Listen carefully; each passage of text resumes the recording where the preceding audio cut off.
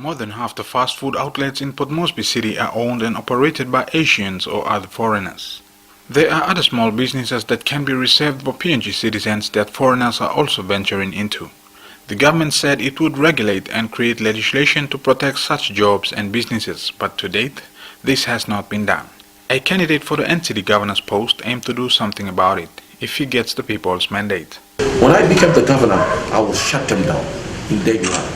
This is a reserve business for my small Papua New Guineans. So why do we have to give trading permit to these foreigners to come and run a car bar in the city? Asians. When you and I can do it. That's something wrong. You talk about protecting our industry, protecting our small business. When are we going to do it?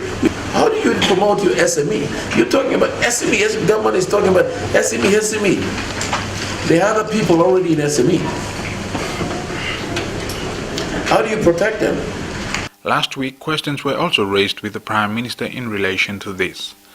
Mr. O'Neill says the government will be making some tough decisions over the next few years to deal with the matter of foreigners taking up jobs that can be done by Papua New Guineans.